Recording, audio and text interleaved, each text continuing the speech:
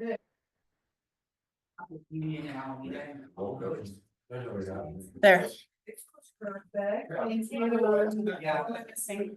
No, I just need to print one thing that you didn't know to print it because it was in my head, as well as you read my mind. You couldn't read that one, so that one. No, I'm just gonna go print that follow-up system. Oh, I didn't know about that, I just didn't know where to find it, I think. You got it right here. I love Facebook, because it's in Facebook. There we go. And we'll print this. Anyway, we'll print one. And then I can make a copy of this Yeah, packet. so this is, yeah, so that's the packet plus what I just printed. And then make a copy for each, Yeah, whatever. for everybody, yeah. And then, not this one, but all the other stuff I printed is in there, so PDF stuff, so if you need to share it online or it wasn't fine. So we should be good. Okay. Awesome. Woo, okay, it's been a morning. You have lunch in there. Yeah, well, I'm teaching, so I guess it's lunch at 2:30. All right, let me do this first. All right, we got a few people on Zoom land. Bear with us, guys, it's been a little crazy.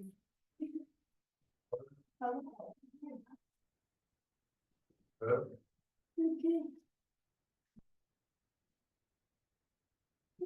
Nope, that's not what I wanted. I want this.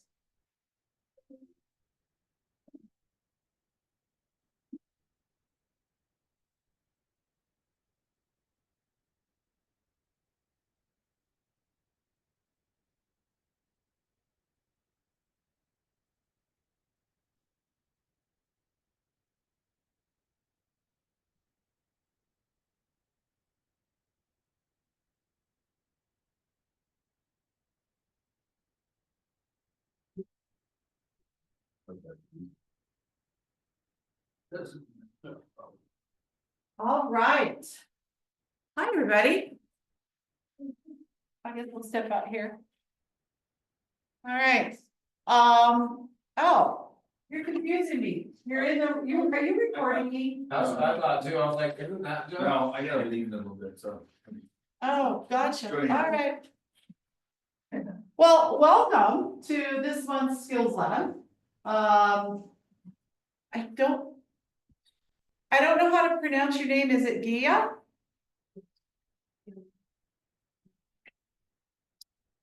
Well, welcome. My name is Margaret Gate and I'm the productivity coach here at the office. And so I'm super glad and excited to have you guys all here. Some of you are open house certified, some of you are not.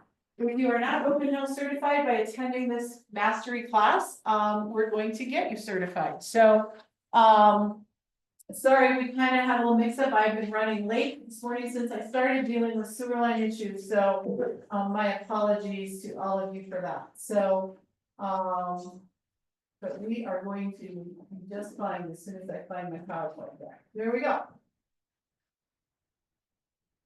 All right. I think this is here. Okay, you guys can see my screen, all right? Super duper duper. All right. I'm gonna shorten this because it makes it so much easier. So, all right, so let me ask you a question. What is your goal for being here today? What do you hope to get out of this? Learn how to do open houses. Say again louder. Learn how to do open houses. Learn how to do open houses, okay? What else? Do not know. Get certified, okay? What else? Anybody wanna build a business out of open houses? Yes. All right. That's what it's about. That's what the most of it is, right? Is absolutely just building a business.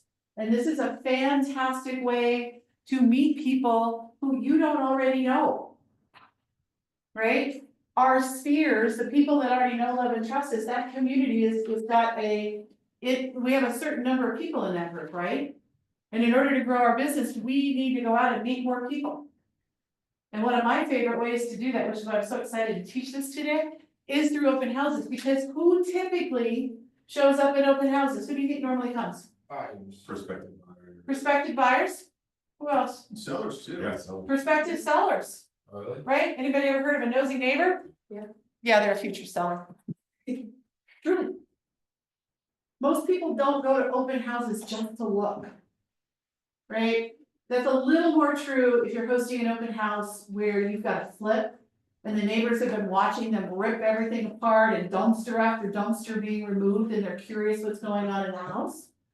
Little more there. But if it's a normal open house resale, the neighbors do not show up just to be nosy. I am a firm believer that open houses are a way to interview for your next listing. Okay, so we're gonna talk a little bit about why open houses and the mindset behind it. Why would you host an open house? Two things. One, to sell the house you're hosting open. Right? If I'm a listing agent and I'm letting you host that house open, I'm hoping your goal is to find a buyer for that house. Your second goal of why you would host an open house is to find someone who has a real estate need that you can meet today.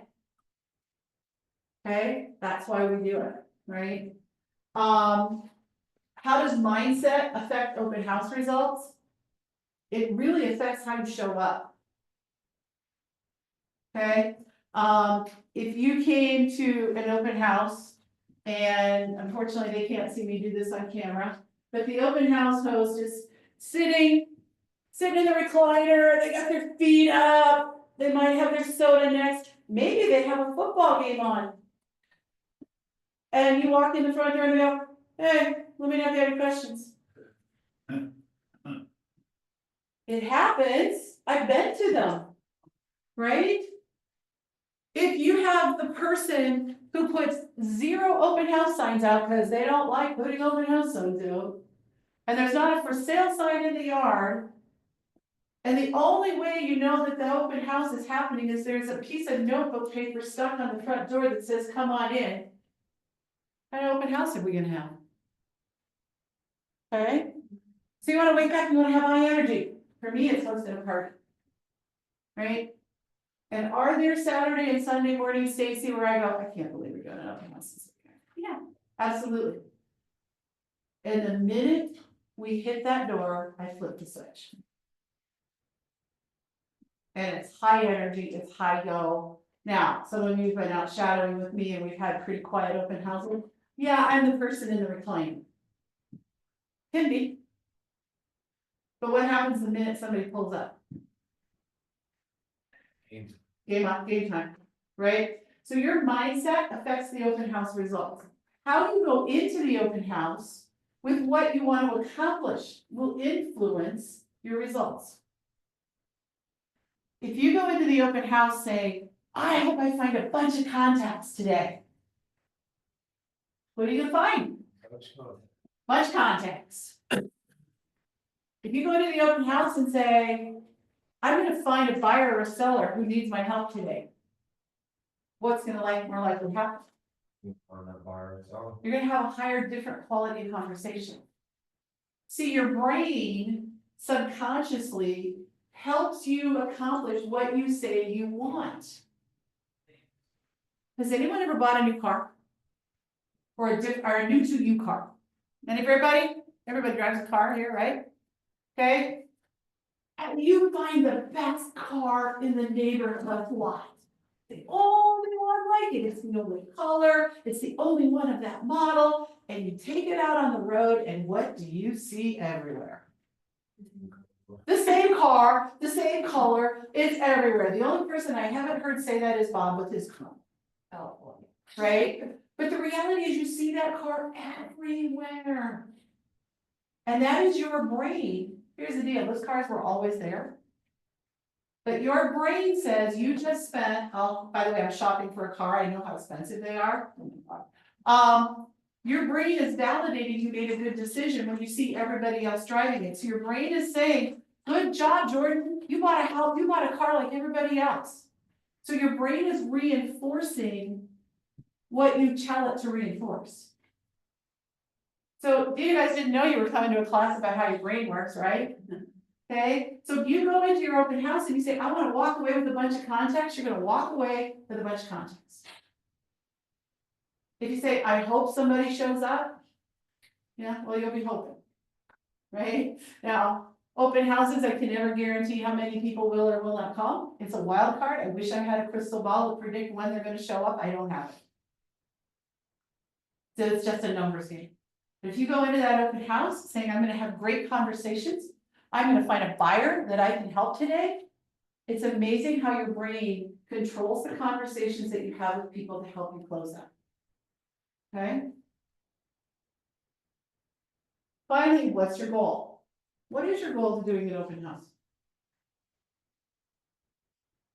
And is every open house gonna result in you walking away with a buyer and a paycheck the following week? No. Absolutely not. Real estate is a contact sport. It's a numbers game. Numbers say over and over. Charles actually showed it at team rally last week from Gary's notes from 1979. Where Gary said, if I talk to 100 people, I know I'll have a closing. You know those numbers are still true today? I checked with some of the other coaches in the national circuit. And I said, what are you guys seeing in the average number of contacts to closing? And my friend Cheryl McDonald, who some of you have had the honor of teaching in class here a couple of times, she said, Margaret, for 100 contacts, you should average 1.2 closings. Okay, so if you want to have a closing a month in your goal, how many conversations do you need to have in that month? At least 100. At least 100. Okay, so how many open houses on average do you have to host if that's your only lead gen method? A conversation. How many open houses do you have to host? Well, that depends on how you do it. Depends how you do it.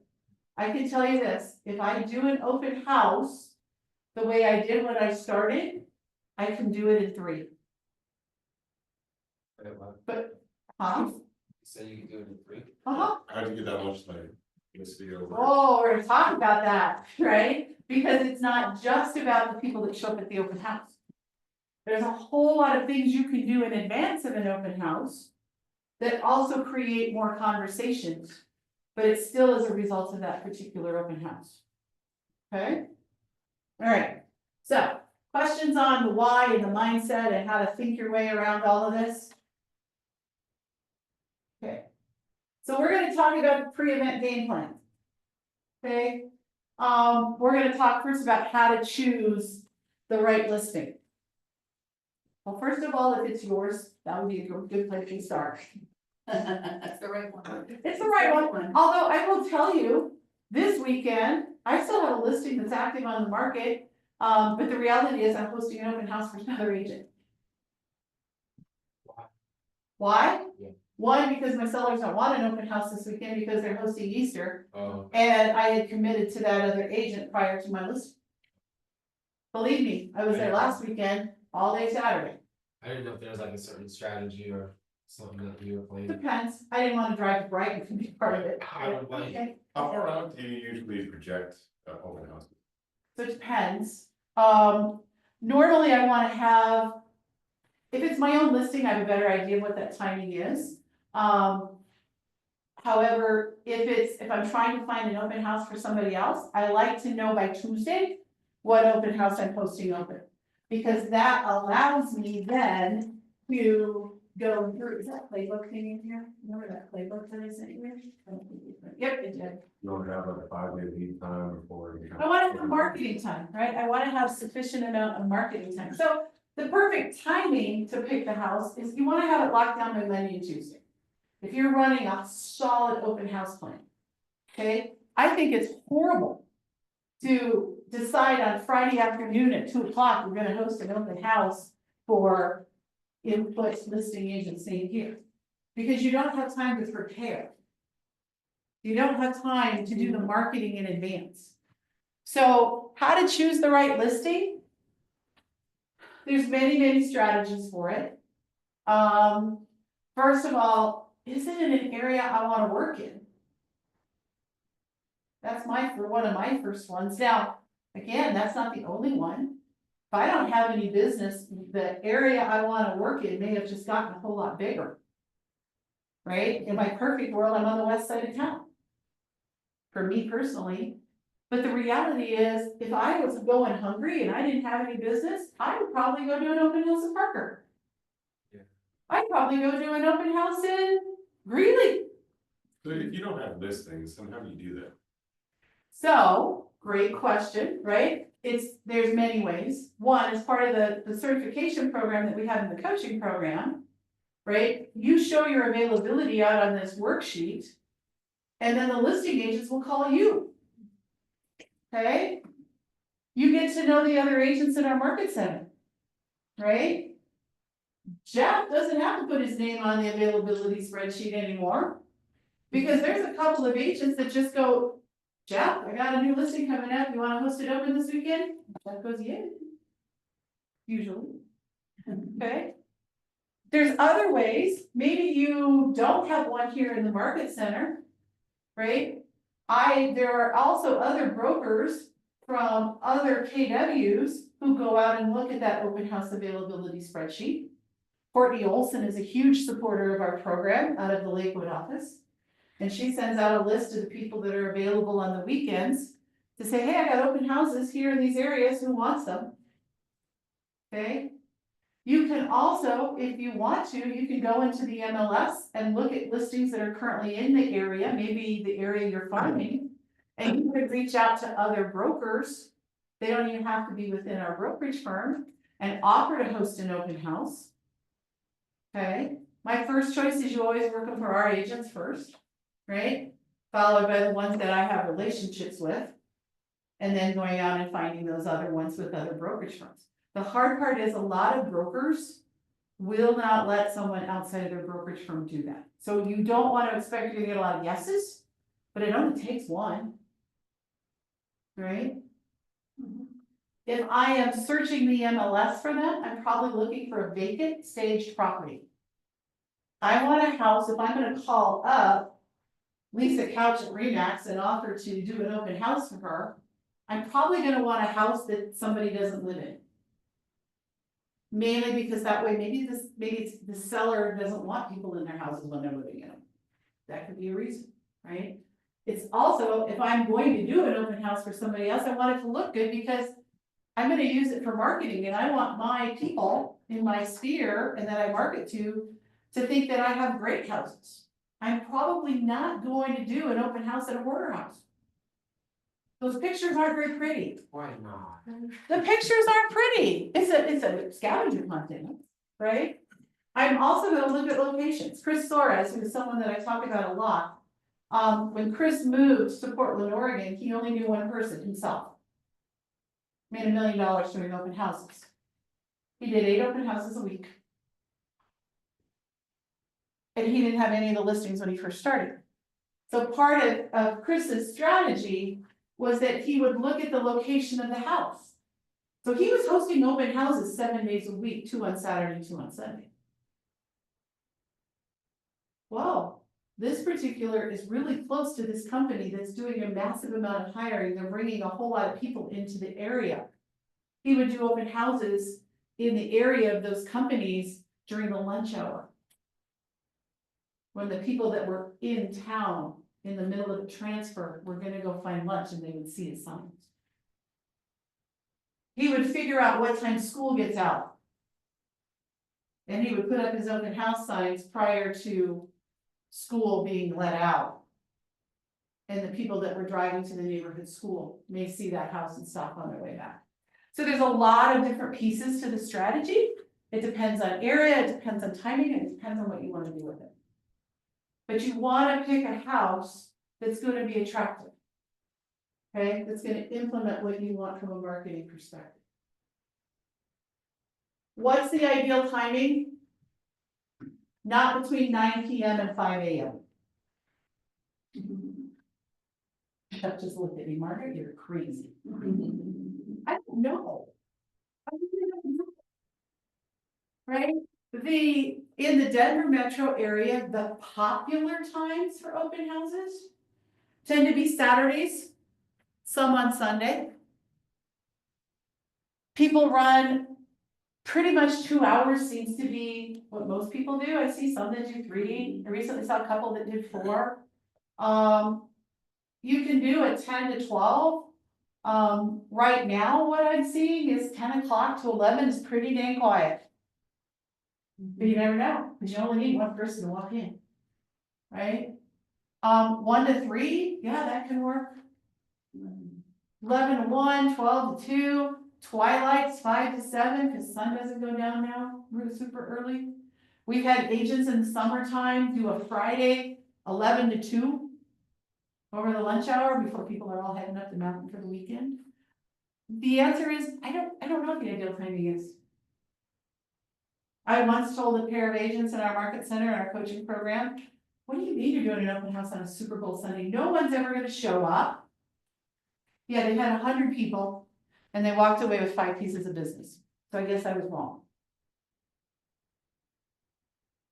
So ideal timing, I don't know. I don't know. We really started doing what my favorite way for impact and efficiency is I really enjoy taking a Saturday and doing 2 open houses in one day at the same property. It's super efficient. Because I only have to set up once and I only have to take down once. So what does that mean? We'll do a 10 to 12, go to lunch, come back and do 1 to 3. The advantage to that has been people who are coming home from the grocery store and want to do things later in the afternoon, they stop in the morning. But the people who had kids soccer in the morning stop in the afternoon.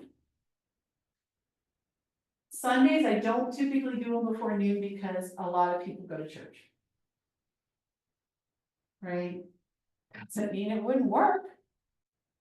It's kind of like playing blackjack. What are your odds? Right? Play with it. I will tell you this, the Broncos have a huge influence on people who show up. When Coach Prime first came to CU, believe it or not, we saw the CU games having the same impact on open house attendance as we did the Broncos. Yeah. If the Broncos are on, and that first year with Coach Prime, people were home watching football. So sometimes knowing those nuances about your community will absolutely play a role in that decision-making tree. Okay? Questions, thoughts, comments from those of you that have done a couple open houses in your lifetime? Anything I'm missing, guys? I didn't get a chance to write out my notes, so. All right, information from the listing agent. So you get an open house and you decide when you're gonna do it, okay? There's some things you want to have a conversation with the listing agent about. Okay? First of all, get access to the house, and that may be in a later slide, so if I end up repeating myself, I'll apologize now. You need to get access to the house. So what I like to do is I like to book a 15-minute showing through the MLS for my setup window. Okay? So usually that's what, about 9:15, 9:30 by the time we get in the house. Okay? That getting that showing then gives me the lockbox code, and it gives me all the showing instructions. Right? If the showing instructions say no shoes, then guess what the open house is? No shoes. No shoes. If the showing instructions say leave lights as found, what is the instructions for the open house? Leave lights as found. Okay. Things I'm gonna ask the listing agent. Tell me about the house. What do I need to know? If the listing agent knows that there's special features about the house, like the one we did, was I with you when we had the one with the hidden door that had the hidden safe room? Yeah. It's kind of good that we knew where the hidden safe room was. Okay, what do I need to know about the house that's not in the MLS? By the way, are there any special needs that the seller has that if I find someone who asks me that question? Right? Anything I need to know? All right. So information from the listing agent. What would like any special needs consist of, like earnest money or? something Usually like more around occupancy. occupancy? Yeah. Talking about like ramps, wheelchair access. or- No. No, so I'm talking about like, let's say that they need to sell the house, but they don't, and they need the money from that house to go buy the new build that they're under contract on. So maybe they need a post-closing occupancy agreement, right? Maybe they need to close in 5 weeks or less, Gotcha. right? So those kinds of things, okay? Working with a partner or co-host. Brokerage role, no one works an open house alone.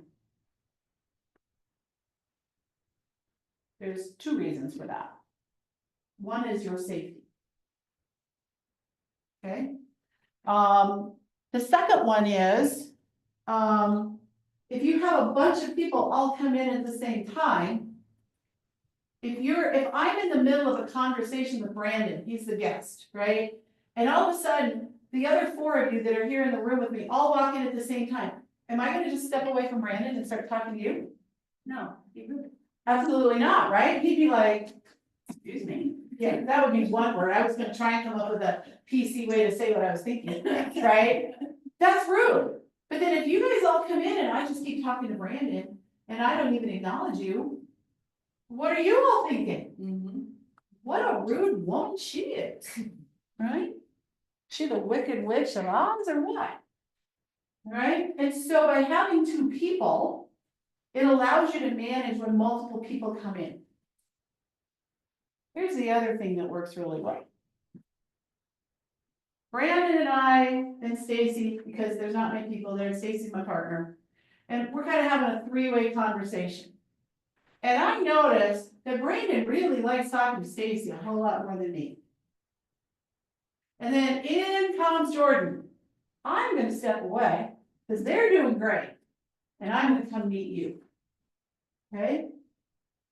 If Brandon doesn't like me, does it really do me a whole lot of good to keep talking to him? So by having two people there, it allows the two of you to maximize your ability to convert all of the, as many guests as you possibly can due to different personality types. Now, the other piece to that is that some people are like, yeah, but you know, I only have like on average 5 or 10 people come to the open house. I don't want to share leads. Anybody got that going through your brains? Be honest, somebody does.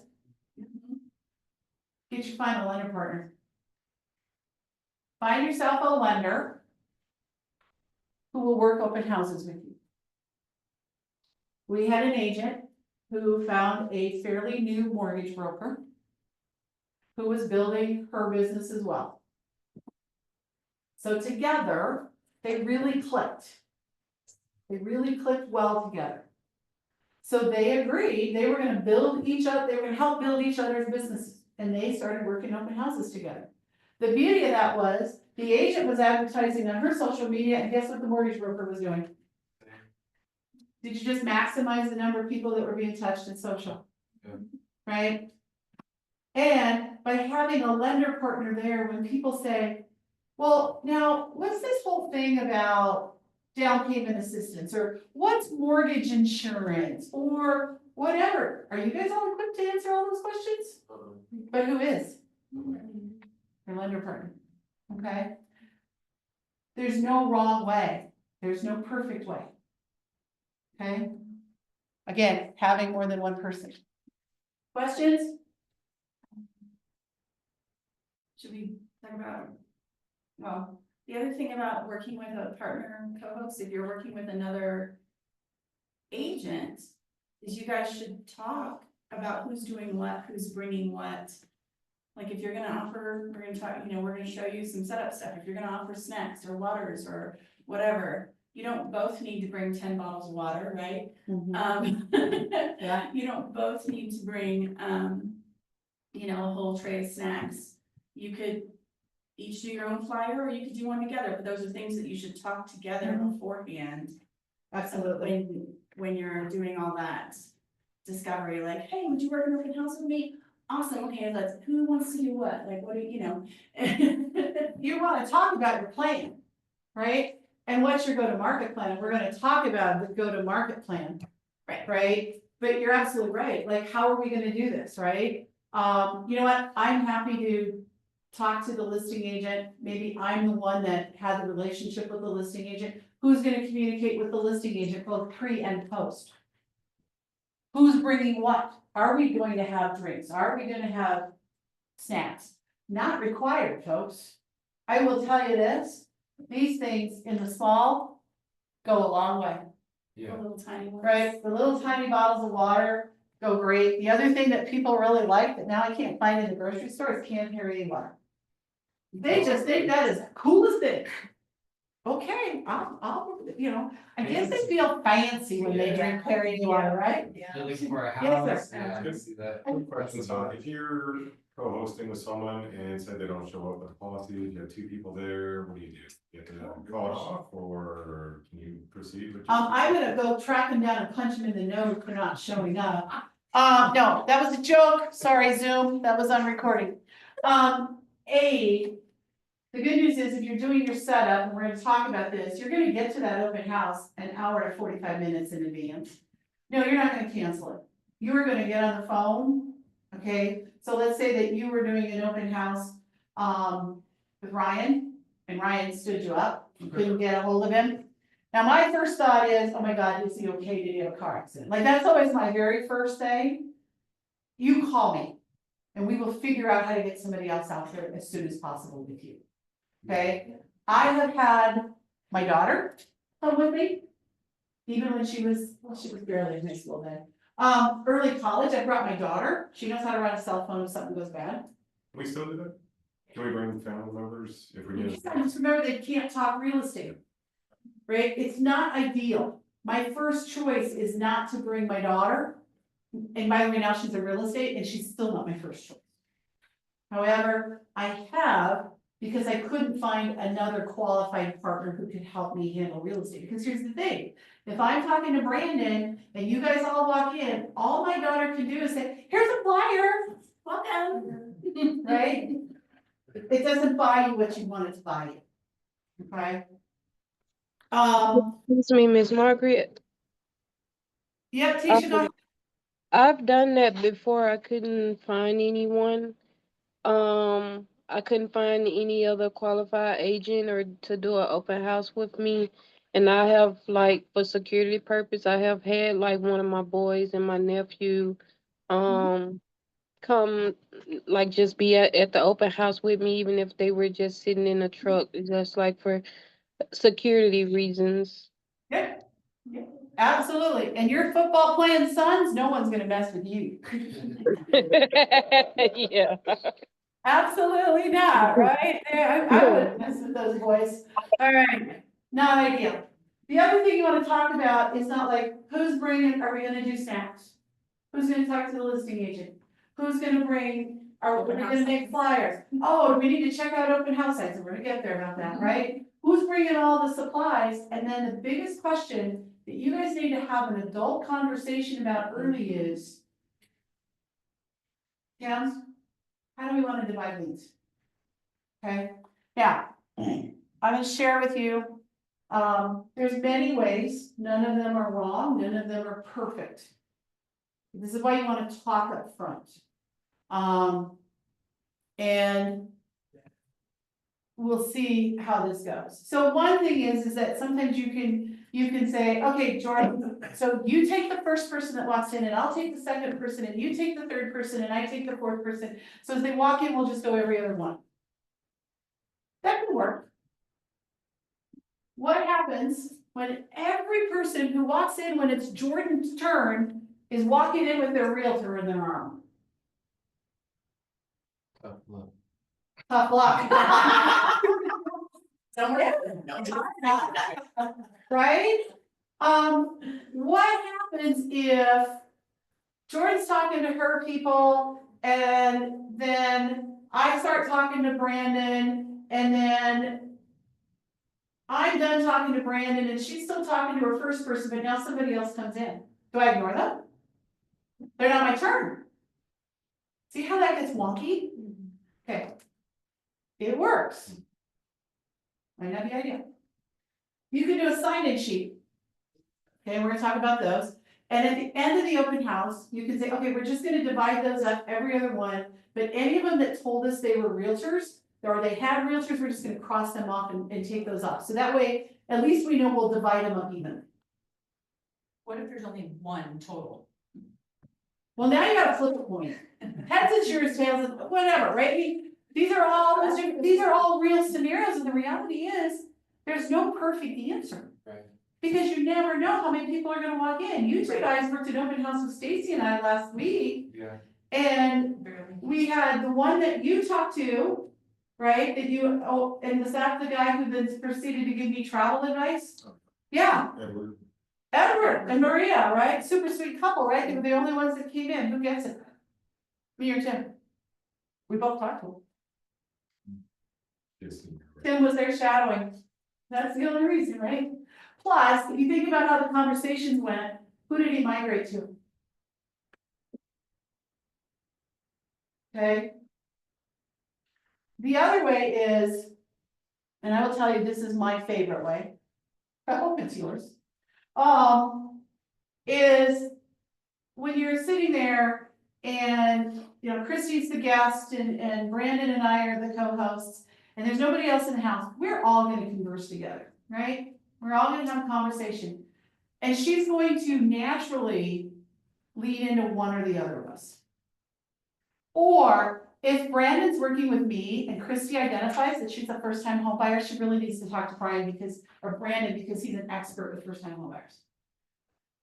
If any of you work with me and a first-time home buyer walks in, you will be the expert with first-time home buyers. Yeah, I've done this many times. Before we were a team. Before Too, I was like, oh, you gotta talk to Stacy, and I was like. She made some money off of it. Here's the thing, right? There's going to be those scenarios. On the same token, Stacy will say if she sees somebody walking up the sidewalk with Iowa Hawkeye gear on, she's going to the other room. She has no chance. No chance. No chance. We Hawkeyes stick together. Okay? So Christy's in at our open house. We're having a three-way conversation, but it's crystal clear she really prefers Brandon. I would too. Okay, so we go to the sign-in sheet or whatever method we're capturing information on, and after Christy leaves, one of us goes over to the sign-in sheet, picks up a Margaret Gay Homes pen, and puts a B on it. Then Tim walks in, he didn't like Brandon at all. He's totally involved in a conversation with me. When Tim leaves, we're gonna go write an M on it. And Stacy comes in and she really doesn't migrate to either one of us, we're still in the block. And at the end of the day, we're gonna take the Brandon ones and the Margaret ones and the unknown ones, and we're gonna make 3 piles. Because if they migrated to Brandon's, why would I ever call them? They don't wanna talk to me, they like him. And the goal is for me and my partner both to get business out of that weekend, right? And then any of them that didn't, we just divided them up. And were there days, Stacy, that you took home all the leads and I didn't take any? Yep. We didn't have very many people. Right, there were times when one of us wouldn't take anything home, or one of us would have 3 or 4 and the other one would have 1. But once you get into working with the same partner, it doesn't matter because it all comes out in the wash. That makes sense? So I prefer who did the guest resonate with? I think it gives the brokers the best chance to convert. Okay? Questions, thoughts? Karen, I'm curious. How do you and Arden do it? You guys kind of have a rhythm going with each other. It just gets easier when you work with the same people because and Jeff, I've worked several with, you kind of get used to who's doing what, and you take this time and you have a comfortable style, and definitely take advantage of, when people walk through the door. Like Jeff is really good with veterans, so we kind of like let that conversation goes that direction, that immediately sways to Jeff. Arden's, younger, right? And I'm older. So a lot of times the conversation just makes sense because of the age group. They just seem to hit it off better. Not always, it's not a general statement, but often. So yeah, we kind of play off those things, and it gets a lot easier when you have that, you work with similar people on a regular basis. So you tend to divide them up based on who the guest kind of aligns with or seems to resonate with versus just dividing them up every other one. Yeah, and if we didn't see that, we also kind of take, with Arden, I'll say you take, when people immediately walk in the door, if it's just, this one group coming through, we usually switch off. You take these, I'll take these, and then if the conversation flows a certain way, then we, we'll just let the other person take over. Right. But We do the same. yeah, and Yeah, then we at the end, you look at who you have and the names you have, and you say, we just talk about, do you want this? Okay, you should take this one because that kind of thing. Right. The key to this is, don't be Chris. Chris got a reputation back in 2015 of taking all the leads, even when she was co-hosting with someone else. Chris is no longer in the business. We both experienced that. And honestly, you don't want that reputation, right? So just make sure you talk about it up front so that you guys all know who's playing, how you're playing, okay? All right. The other thing is you want to talk about the marketing. Research the neighborhood. Take some time. This is why you want to get your open house figured out by Monday or Tuesday, right? You want to research the neighborhood. So go to the MLS. I like to print a quick CMA of all of the properties that sold in the neighborhood. I usually do that Friday night before, in case something popped on. Know the neighborhood as far as go preview. We actually have listings now. There's actually inventory. Go preview the homes that are on the market that are within a quarter or a half a mile of the house that you're holding open. Because then when somebody comes in and says, well, yeah, but that house over there, you can say, well, I was in that house. And you're right, it looks really good in the pictures. We saw it this morning, yesterday, Thursday, and it's a flip. And we noticed that all of the electrical boxes had gaps around them. The holes they cut were too big. Remember that house? Mm-hmm. Right? For the car, for the sockets. Oh, what did I do? Oh, I guess I turned the lights on. Okay. Those little things, if you've been in the house, you can talk to them. You can say, well, yeah, but what you can't see on the pictures is the smell of the animals. Oh, they didn't show you that it backs to the dome. Right? Know the neighborhood. Someone once said to me, biggest tip they learned from another team for open houses is know where the closest coffee shop is. Because if you are finding people at the open house, the goal of the open house is to get an appointment. Arrange to meet them at a coffee shop when you're done picking up. So where is the closest coffee shop to the house that you're hosting open? Especially, I mean, if you're right by our office, you can use our office. But if you're in Brighton, you're not gonna have that buyer drive over here to meet you. You're gonna go, okay, well, you know what? I'm gonna be done at 3 o'clock. I need to pick up some signs. I can meet you at 3:45 at the Starbucks on this corner right here. And let's sit down and talk about what it would look like, for you to, what does it take to buy a house? Let me show you that. Yep. Absolutely. Hold on. Sure. Would you consider that a consult? Would you do a consult at a coffee shop? Yeah. All day long. Yep.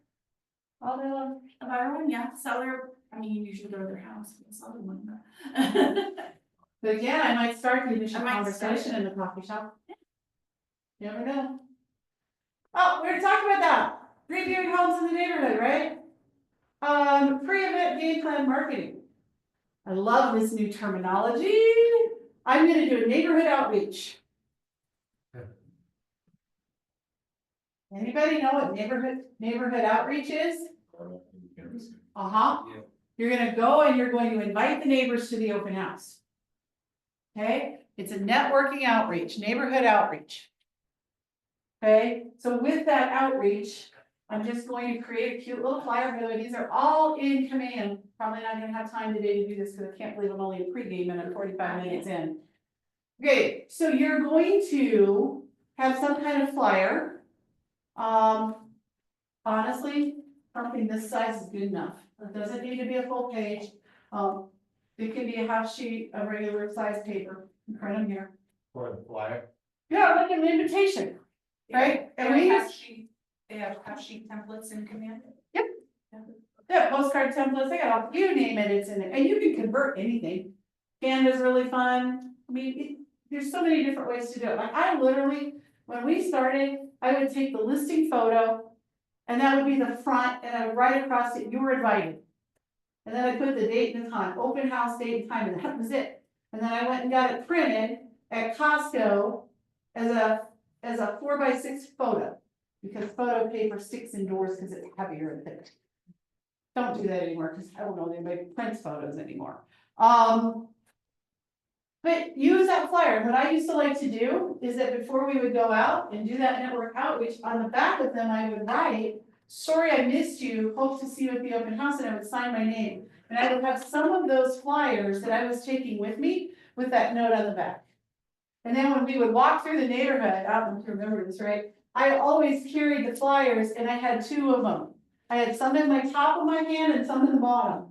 And the ones in the top were the ones that when they opened the door, I say, hi, my name's Margaret Gate, and I'm with Keller Williams. I don't know if you noticed, but the house down the street at 123 just hit the market, and we're gonna be hosting an open house there tomorrow, and I'd love to have you stop by. We're gonna be there from 11 to 1, and we would love to have you stop by, and if you know anybody that's looking to move here into the neighborhood, give them a call and invite them to come join you. That was literally, I might have said that a few times, think, maybe. However, if they weren't home, this one went in the door, then on the back said, sorry, I missed you, hope to see you at the open house, Margaret. Do you know how many people would walk in with those that had that note on the back and say, which one of you is Margaret? You told me to come, and they'd have the flyer in their hand with my note on it. Okay, I mean, for me, since I live in the community, should I mention that or does it really matter?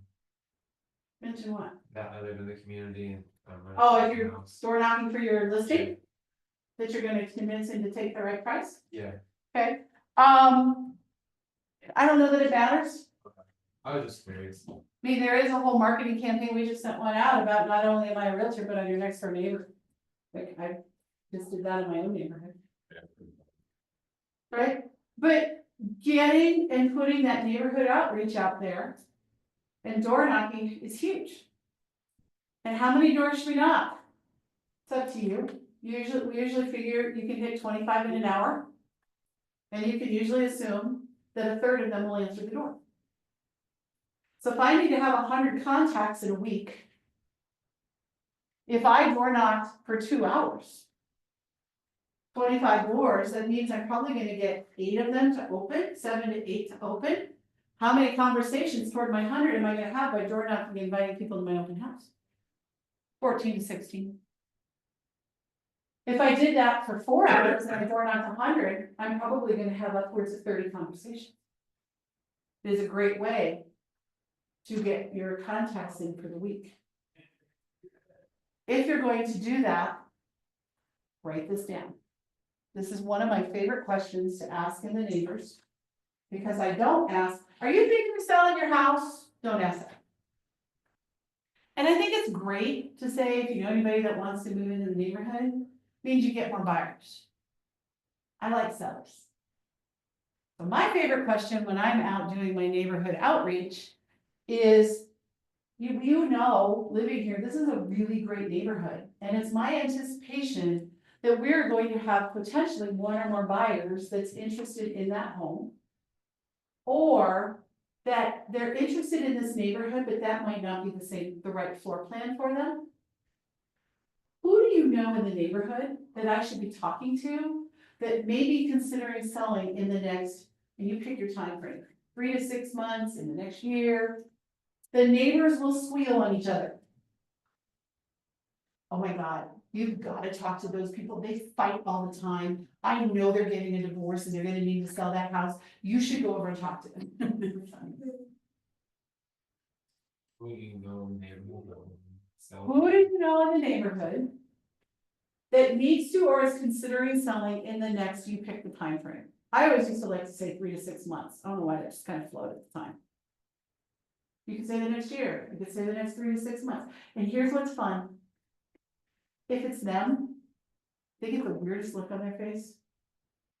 And you'll know it when you see it. You'll know it when you see it. The how do you know look? Uh, How'd you uh-huh. know? Yeah, they get kind of like, they start dancing a little bit, and they won't look you in the eye, and I remember going, you're thinking about selling, aren't you? And every time they're like, yes. Okay? Neighborhood outreach. Jeff does that really well. Social media. Open houses on social media. It is a great way, especially as a newer agent, to let your people know you're in business. Even if you don't have any. If you start posting that, inviting your social media and your sphere to your open houses on a consistent basis, even though you're going to write on there, listing courtesy of, name the listing agent, your friends aren't reading it that closely. All they're gonna see is, oh, Christy's working an open house this weekend. Oh, Christy worked an open house last weekend. I mean, I literally have people come up to me and I go, so how many open houses are you hosting this weekend? Where are you gonna be this weekend? Got anything in Candela this weekend? Right? So your people will start seeing you being in the business, and what is that naturally going to build in them about you? Confidence. Confidence.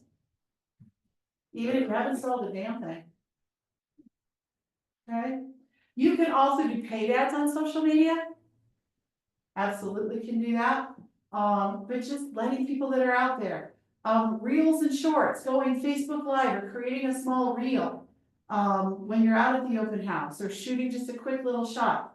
Depending on the listing agent, a lot of us pay for video as part of our photography packages. If you want to use that on your social media, I am not going to stop you. Just ask me. Right? So going back to that question about things to ask the listing agent, do you have any marketing materials or videos that I can use or that you would like for me to use? Okay? Email. What would it look like if you emailed your database the open houses? One of my plans, we've not got it executed yet, is to divide our database between northeast, southeast, northwest, southwest, and then out of Denver. So if we're hosting an open house out in Cherry Creek Schools, I might send an email to all of my database that's tagged as southeast. Because it would be in their hood. Right? I would also, any open houses, if I've been doing a ton of open houses in a particular area, and I'm hosting an open house in that area, I might send an email to that contact list from the last time I did an open house in that area and send it to them. A couple of years ago, we did open houses like 3 weekends in a row, and they were all different townhomes in Littleton. I was literally texting the people from week 1's open houses where we were on week 2. And I was saying, like, just communicating with them, right? So how can you use email, again, to reach out and let people know you're working? Okay? This is how you create momentum and energy around the listing. Signage strategy. Oh, the next slide has pictures. Got it, okay. This blew my mind. How many of you guys, now that you're in the business, notice open house signs more than you used to? Anybody? Or am I the only weirdo? Occasionally? Okay. Have you ever seen the one who they put one sign on the corner, literally right on the corner, and it might have a balloon? Just one sign. If you're driving down the street and if you don't get stopped for the stop sign, do you even see it? No. Now, those of you that have worked open houses, is it fun signing? Kind of tedious. It's not. Actually, I kind of enjoy it, but that's because we turn it into a game. But Just not here. it's a strategy. For me, it's all about the strategy, right?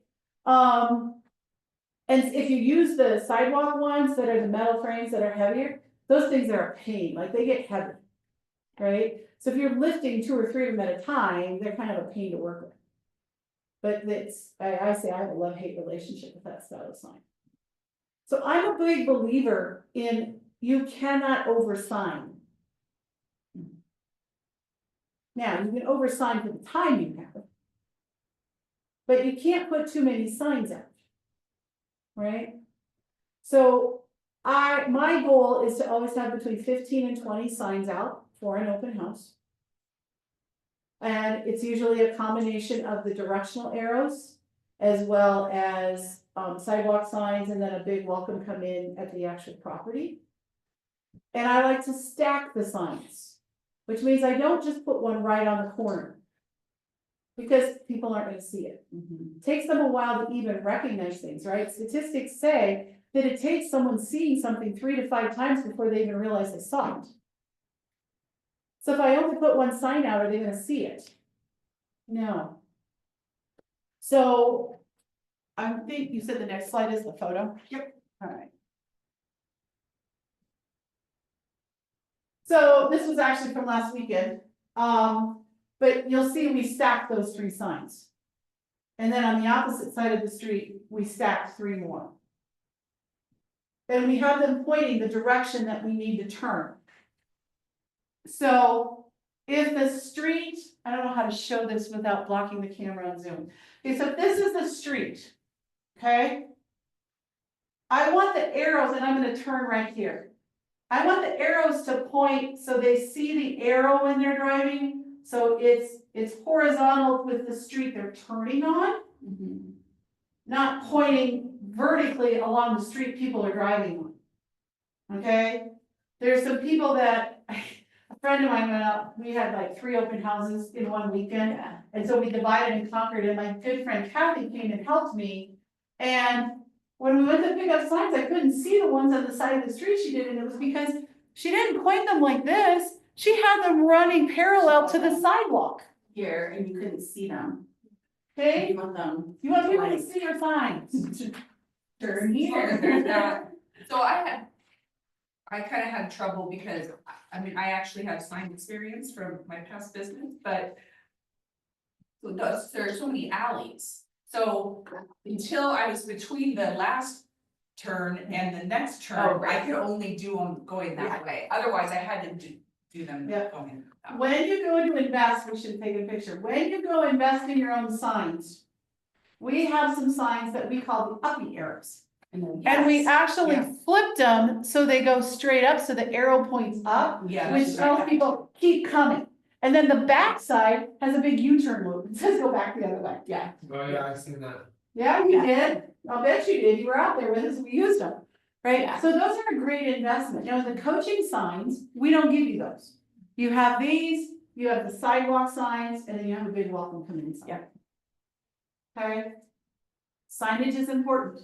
How much did it cost you to get those made? Well, we only buy them when they're on sale. What's the replacement cost on a directional arrow right now? Like $20. Per sign? Yeah.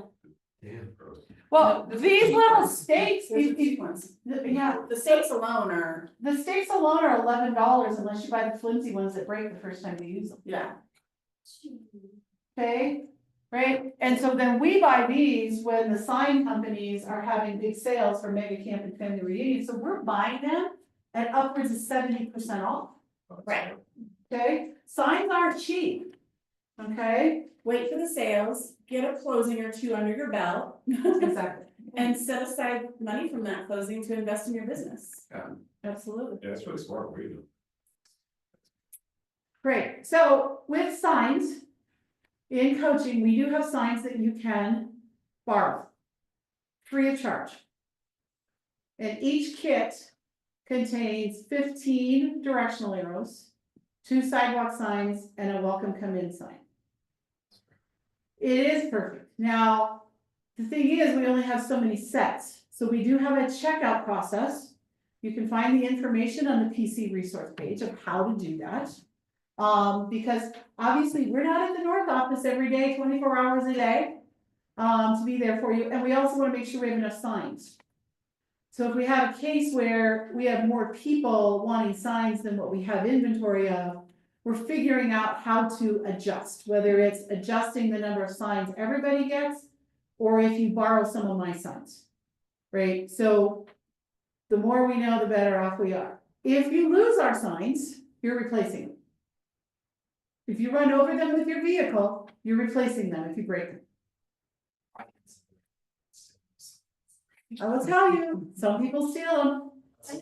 Right, here's the other thing with signs, oh yeah. So, first of all, there's a car wash on 64th, not far from Ward Road, some of you may know which one I'm Yeah. talking I about. know what you're talking about. Please do not put a sign in front of their building, Yeah, they'll take it out, it'll be gone, yeah. I'm just telling you, Haters. huh? So they're haters. They are, when you're setting signs, please. Do not put them in people's yards without permission. So this is why that neighborhood outreach the day before is super important. Yeah. Because if you're walking the neighborhood, you're gonna figure out, oh my goodness, in order to set signs in this corner, I'm gonna need to be in this person's yard. And while I'm there, I'm gonna say, hey, by the way, would it be okay if I just put our poke in the ground sign in your yard? It won't be there, we'll probably set up around a little after 9 and we'll be out of here by a little after 12, is that okay? If you ask permission, I have never been told no. You ask. If you ask, I have never been told no. If you don't ask, the market center's gonna get a phone call, we're gonna get phone calls about you trespassing on their property and that the signs have been destroyed. Oh. It's happened, for sure. More than once. Yeah. Okay, and they always seem to get caught. Yeah. Okay, so don't place poke in the ground signs because some people think you're gonna damage their sprinkler systems or something, right? So just always do that. Now, if the property is the curb, grass, sidewalk, lawn, you can put them in the area between the sidewalk and the curb. Okay, So what do you recommend for the ones that it doesn't have that initial little strip, cause it's nice when it has that little lawn strip right there, and then the sidewalk. And then can you only use those dang A-arms then, or A-frames or whatever, if there's no I'm one? gonna, if they, well, I'm gonna see if I can get permission to put my sign in. If I can't get permission, then I'm gonna probably use one of those little tent signs. And we've used those and we set them as close to the edge of their yard as we can. Yeah, you just, it's not always easy, right? Stacy does a great job of looking at Google Maps aerial before an open house to understand what the topography is that we're working with. Because if we don't have grass, then we need more sidewalk signs out there, right? And so just know, paying attention to that topography. Now, sidewalk signs can be a little tough sometimes, even if you have grass or weeds. Right, in the summertime, if it doesn't have rain, how does our clay soil get? Pretty hard. Hard as a rock. It's not easy, you can't just put it and step on it and it goes in the ground. Yeah, so what are some tips? Well, there's many. If it's bottles of water, what if you have a jug of water and pour to soften the ground right there where you need it to go? A little handheld power drill, right? One of those ones that are just like the stick size and you go bzzz, and you put the sign in. I've heard of people bringing a screwdriver and tapping it into the ground. Yeah. You know, just something that makes a little hole to get you started. To get you started, throw some water in it, yeah, all of those things. If you're dealing with ice, same kinds of things. And then sometimes they're just not going. Like sometimes, in some of those rocky areas, like if it's the small little landscape pebbles, sometimes underneath it's just round. So sometimes it's easy, but sometimes underneath there is cement. Or leftover cement, and you're just not gonna get them in.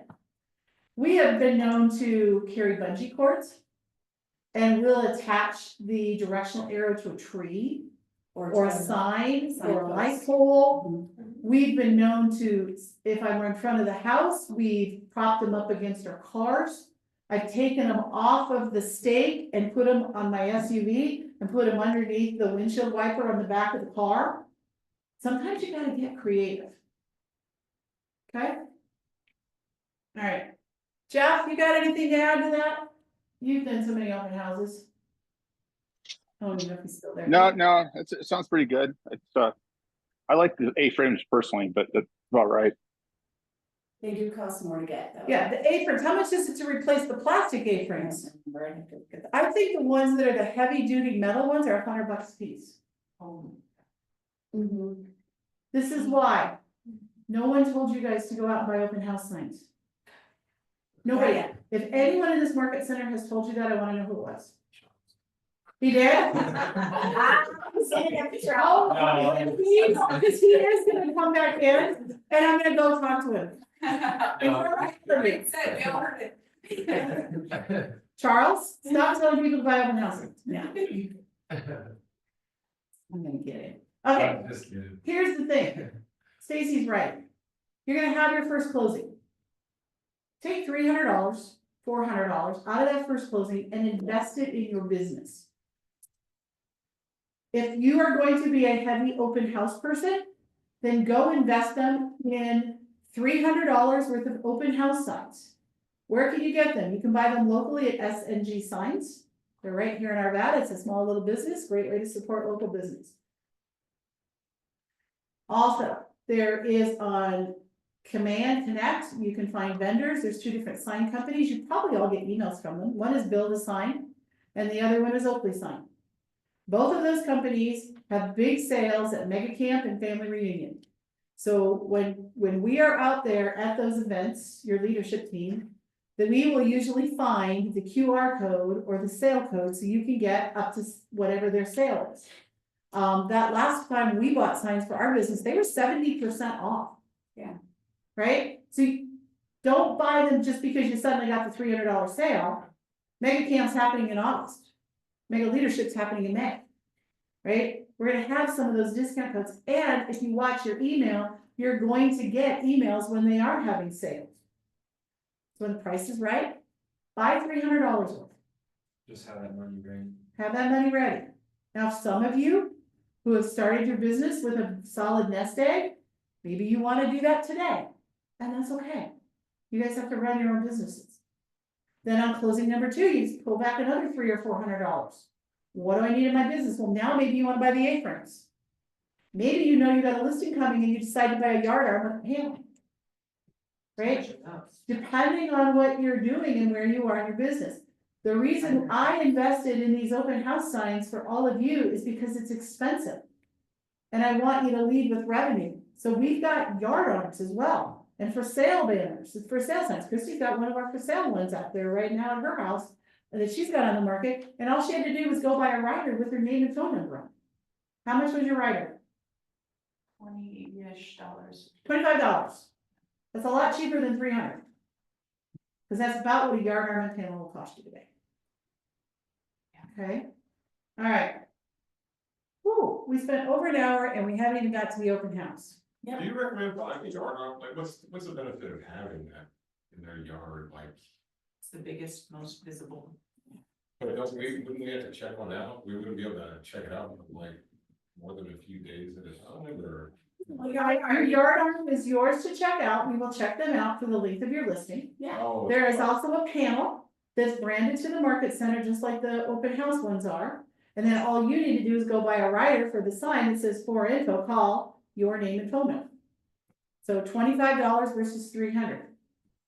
Okay, so no, we don't have a time element on the yard arms or the for sale signs. We've got 2 different styles back there. We got the big yard arms, the big white ones with the panels that hang.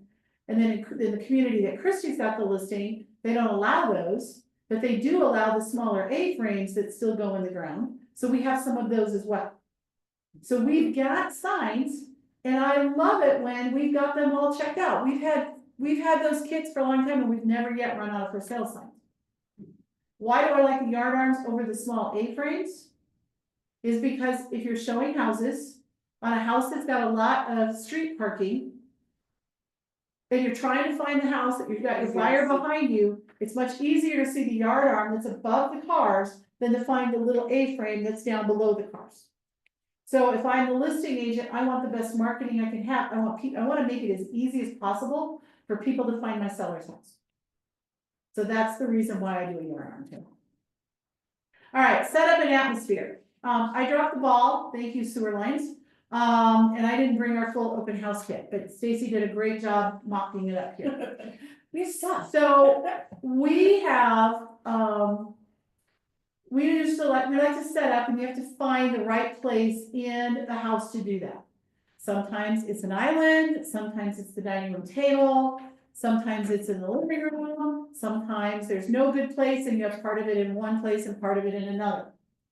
I keep the food and drinks, so we usually have chips, although the reality is we're switching away from chips because they have crumbs. And we had some little kids eating Cheez-Its the other day, and Stacy had to go find the vacuum cleaner. So, we've gone to just having a bowl. We used to do this and we got away from it, we decided to go big. We used to just have a bowl of chocolate. Right, and we would just have the little tiny the bite-sized, fun-size Snickers, Milky Ways, those kinds of things. Right. We've kind of upgraded now. Now we've got the Dove chocolates that are individually wrapped, like whatever you want to do. Those are a really nice touch. Yeah, we want fancy. But if that's something, and I find that people are more willing to take a small piece of chocolate than they are a bag of chips. I don't understand why. Yeah, It is Right? interesting to watch. So I think just cause of what you just have experience with a little kid, like growing up, like, yeah, I know I'm dusty with. Fruit crumbs, snacks are I'm popular too, especially with kids. Those little packets of Yeah. fruit snacks, those are popular. So play with it. You know, I know Amanda and Nikki and their luxury properties out in Candelas. I mean, everybody goes to their open houses in Candelas because they always have a full-blown charcuterie board. Okay, no, I'm not.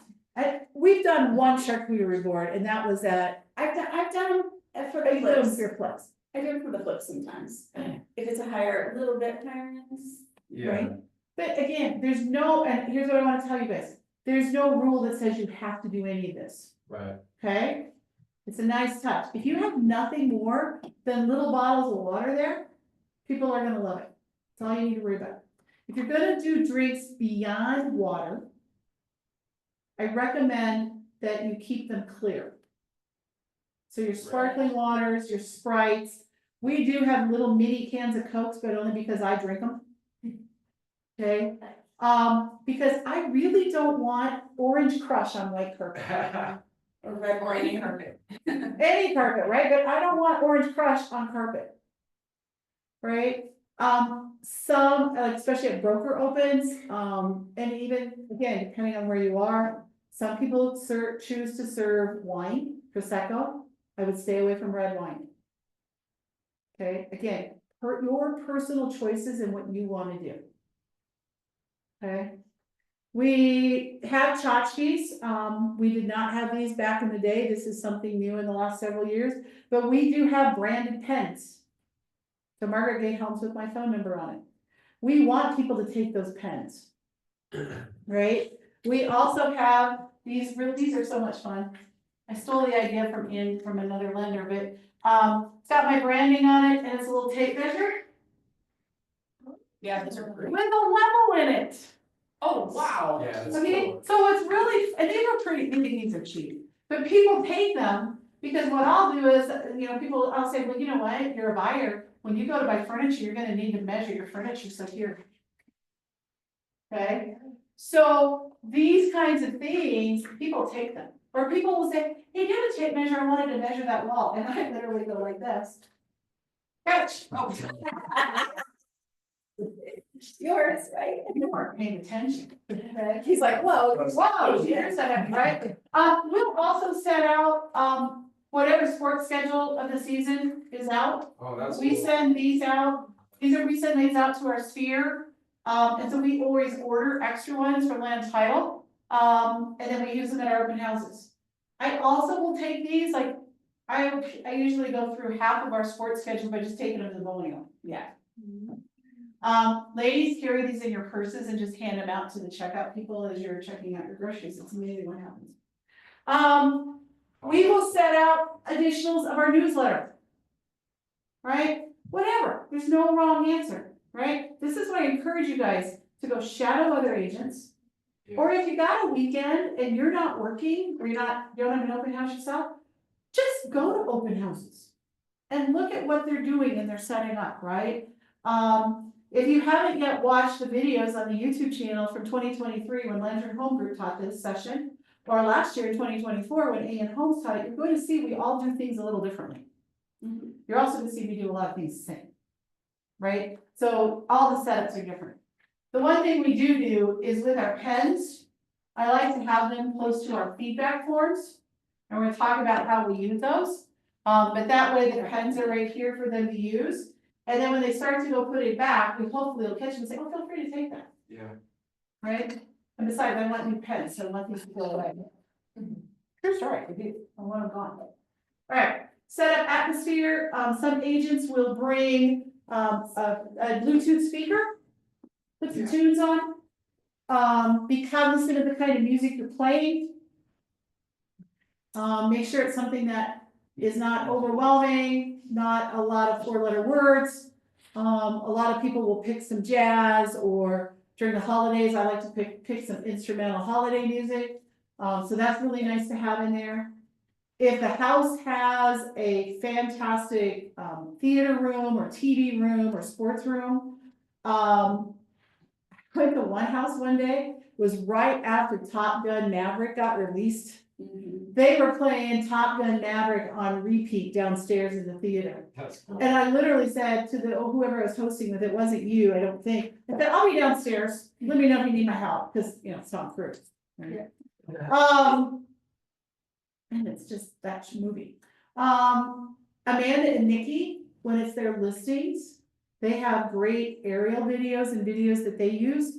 So they will actually put the video of their property on the TV through the smart TV. Right?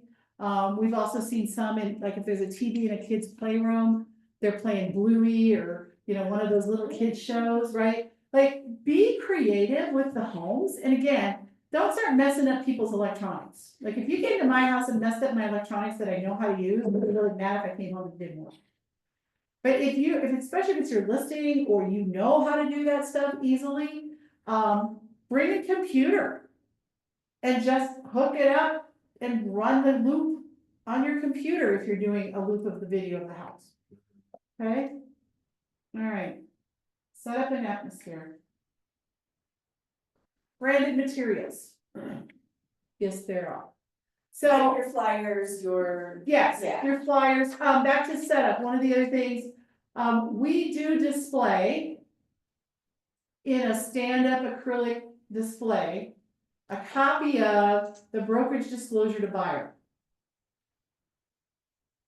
We haven't seen. And we do that because we want to make sure that we are disclosing to the open house guests the way that buyers and sellers work with agents today.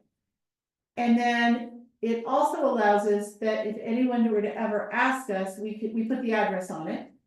And if anyone were to ever accuse us of not disclosing to people that come to our open house, we can have it on display. And none of you that have shadowed with me have seen me do this, but I have done it, where the conversation gets to the point where I will pull that form out. And I will say, before we go any farther, I just want to take a minute and make sure you understand the different relationships that real estate professionals will have with the consumer today. And I will go through agency, transaction, broker, and customer. Because I want to make sure before they give me information they shouldn't, they know where I'm playing. Yeah. Okay? We also we use HomeBot as a way for people to get their home values. And so we have a cute little acrylic stand that Stacy created with a little flyer in it. And it's got a QR code, and if they hit the QR code, then they can go get the value of their home. Not a lot of people use it, but it's still out and displayed. We have a display of the property flyers. Now, if it's my listing, I'm using my property flyers. If it's not my listing, I hide the listing agent's property flyers. I do. Just for the. Just for the open house, I put them back, but during the open house, they're using the flyers I created. There are some fantastic tools in Command, Canva, all the things, for those of you that are creative, go for it, have some fun. Just make sure if it's not your listing, everything that's about that house says listing courtesy of whoever the listing agent is. Okay? Sign-in sheets. Again, there's multiple ways that you can do this. Flyer examples. I'll back up. Okay, so here's a sign-in sheet. Okay, this one is branded to us. We have a place for first and last name, email, phone number, address, and then we ask the question, are you looking to move? And then there's a time frame on it. I know it's an eye chart. I can't even read it on my computer. It's okay. Small. It Yeah. says 0 to 6 months, 6 to 12 months, 1 to 3 years, and never. And it's interesting when you get them to fill that out. What you learn about people. I've used that question on raffle giveaways. It's on our feedback forms. It's a great question. Also, a few weeks ago, we talked about Laura Gillette's giveaways and how she uses raffles online giveaways to build her business. And I sent out the questions that she asks when you register to win. I'm going to hope that we can start incorporating those on our feedback forms. We don't do sign-in sheets because I have never personally found a good way, other than during COVID, when you had to sign in with your blood type everywhere you went, that people were willing to give me the information. Other people are very successful with it. Arden is fantastic at it because your teacher brain goes in place and she says, I need you to do this, and they just do it. Okay? If you're gonna use a sign-in sheet, the first line, fill it out for them, because people follow the example above them. So if you want all the information, fill out all the information. I have literally combined my brother's first name with his wife's maiden name, half of their email. I've put the first digits of his phone number, the last digits of my phone number, like just make up stuff. But fill in every box. Fill in everyone across. Fills in every box. And hopefully, and then if you notice that somebody didn't follow the trend, go put in another bogus one. Just don't use Mickey Mouse, because then you'll get a lot more Mickey Mouses. Okay, so make up names, do variations of family members, whatever you wanna do, okay? This is my preference. I learned this from Lynn Hodges way back in 2015. And we know that when people walk into an open house, isn't their guard up? Yeah. Like, they don't wanna talk to you, right? They're like, oh no. I might be here at Nordstrom's to buy a pair of black pants, but no, I don't need anything, I'm just looking. Because I don't want you following me around. You all do it. Every one of you. And yet, we also don't want to be like the car dealer that I went to one year. I went to go buy a Porsche back when before kids and I had money. Okay, I was gonna go buy a Porsche. And I got on the Porsche dealership and it was so cool. The guy who was there, he's opening my door. And before I even stepped out of the car, he says, so what can I sell you today? I looked at him and I said, nothing. And I took my car and I left and I went and bought a Corvette instead. So people don't want to feel pounced. True. So I think sometimes the sign-in sheet, unless you're really good at it, and again, there's scripts. You guys are walking away with a packet today that has got scripts for every scenario related to open houses. Okay? And in that packet, you're gonna have scripts about how to work with this sign-in sheet. This is my favorite. It's a feedback form. And we're gonna do some scripts and stuff here in a little while, hopefully. But I like to say, part of blah, blah, blah, blah, blah, talking away. And then I'll say, so before you take off and go look at the house, before you leave, if you could do me a favor. Don't people love to do favors for each other, even if you don't know them? You could do me a favor. We have a feedback form. It's over in the kitchen, over by the water and the snacks. Feel free to help yourself there. But when we go out and show homes as buyer's agents, one of the things that we do after that showing is we send feedback as a professional courtesy to the listing agent and to the seller. Because it really helps them understand how the buyers are reacting to their house. And as you can see here in the open house, I have no way of doing it. So if you don't mind, when you're done looking at the house, if you could fill out the feedback form for us, I know that the seller and the listing agent would really appreciate it. And then off they go. And of course we catch them, right? The way we position ourselves in the house, we divide and conquer. And then before they leave, If they start to put their shoes on, I'll go, oh, would you mind filling out that feedback form? Oh, yeah, I forgot. And then off they go. I would say over 85% of people will fill it out. I'll take that all day long. 85% people will fill it out. I would say of that 85%, 80% will give me all their information. I'll take those numbers, right?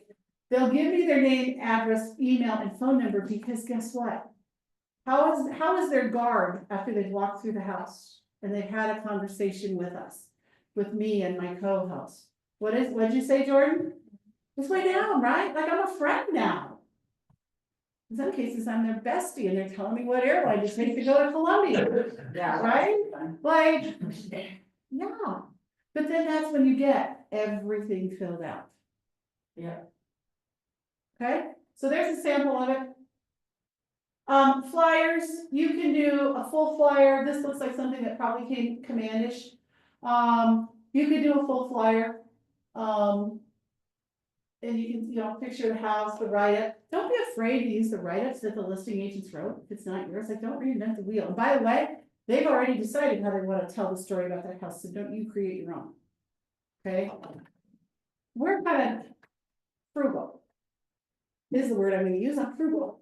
And so Stacy now creates these for our open houses when we are not the listing agent.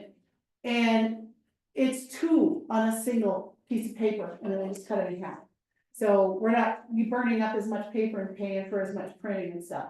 You'll notice that we use just some high level information.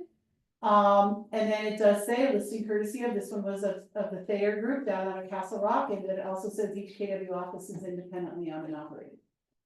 What's not on there? Listing agent? No, listing agent's right there, Steve Thayer. The price! Why would I gonna put the price on my proposal for? So they can monitor that. I want them to ask. I didn't put it on the markers that you leave behind either. No. I never put it there. Don't put it on your door in pieces. Make them ask. What if they might be outside of their price range though? Like, I get to have a conversation with them, but I get to find out what their price range is, and I might be able to talk to them about the house that's 2 blocks away that is in their price range. Because I already previewed all those houses and I know them.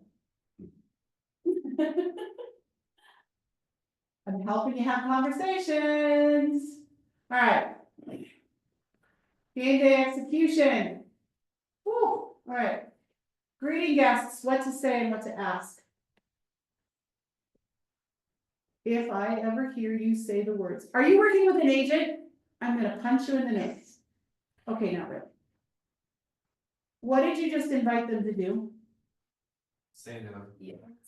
You've invited them to lie to you and say yes. Yeah. Most of the people that come to your open house are not working with an agent. So you have to learn the questions to ask so that you ask without asking.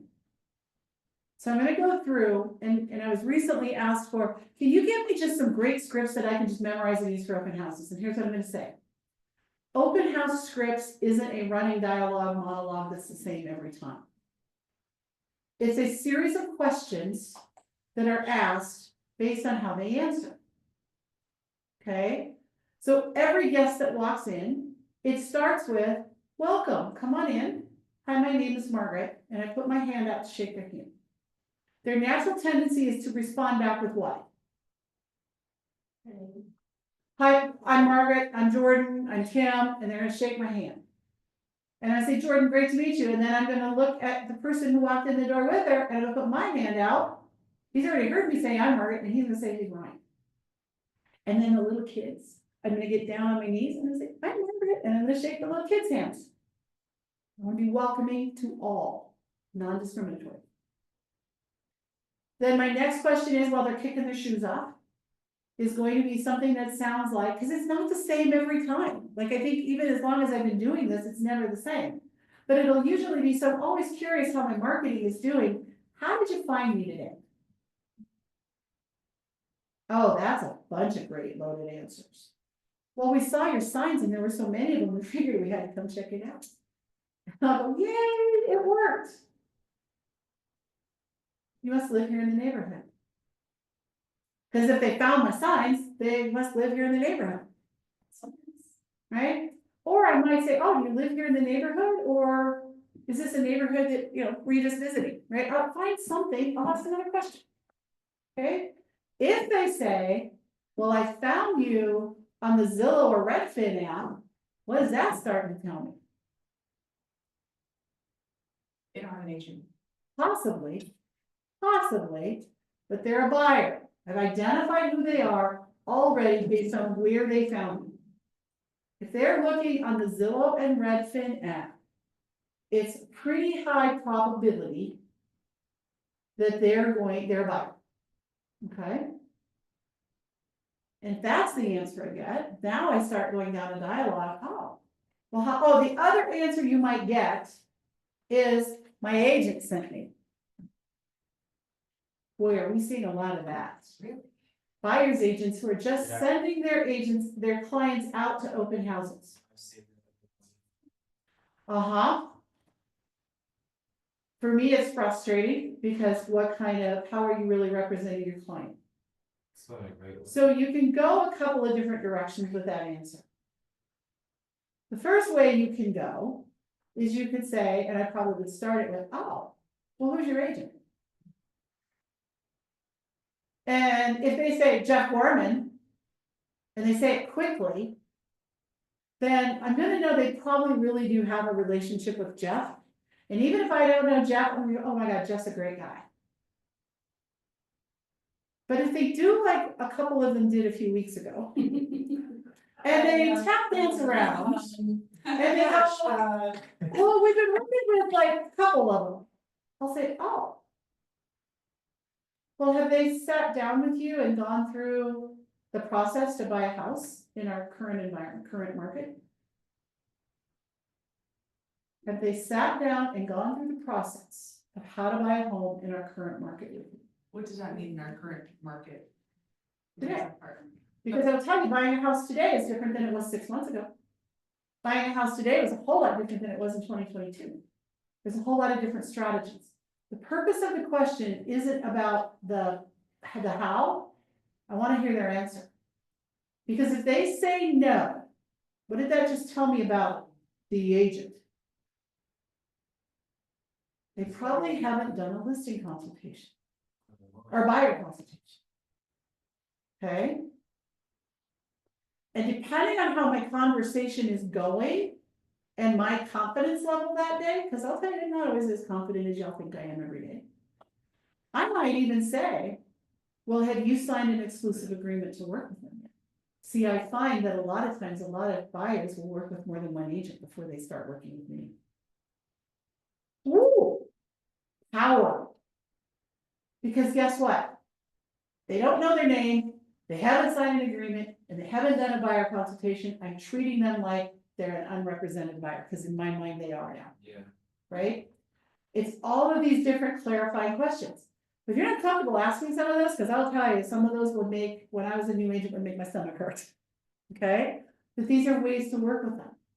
Okay? But if they have an agent and they say it's Jeff Gorman, I'm gonna be like, great, let me tell you about the house, and I send them on their merry way. I don't even tell them about the feedback form because I don't want their contact information.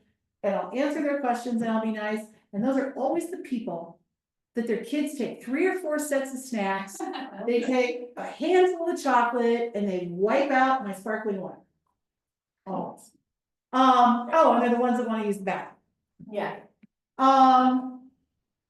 And I just let them go. Like, it does me no good to follow up with them if they're tied to Jeff. Right? Now, if they say, let's see, I don't remember how this all went. How'd you find me today? Okay. If they say the app, I'll say, oh, well, how long have you been looking for homes? They're gonna give me an answer. What do you think of the homes that you've been seeing? Well, we just can't find, and they're gonna tell me something. They're gonna say, well, we can't find 4 bedrooms on the same level, or we're struggling finding this, or everything we're seeing that we like is out of our price point. They're gonna give me something. And I'm going to reply to the something. Okay? And this is the hard part, is it's a lot of answers and questions, and you gotta know which way to go. And if so they say, well, yeah, this is what we're seeing, then Kathy Peterson gave me this one, which I absolutely love, which is, what are you not finding? They've been looking at homes for a long time, what are you not finding that you're looking? If they've been looking for 6 or 7 months, there's something they're looking for, they're not finding, let's ask what it is. It's all about creating dialogue and conversation. And as I'm asking those dialogue and clarifying questions, I still don't know for sure if they have an agent or not, do I? So here's the money question. Write it down. So how have you been gaining access to the homes you've been seeing? Gaining access to homes that- So how have you been gaining access to the homes that you've been seeing? Remember they came off the app, right? How have you been gaining access? Now, it might be there, they say, oh, well, our realtor's been taking us. Okay, great, then they get treated like the other ones, right?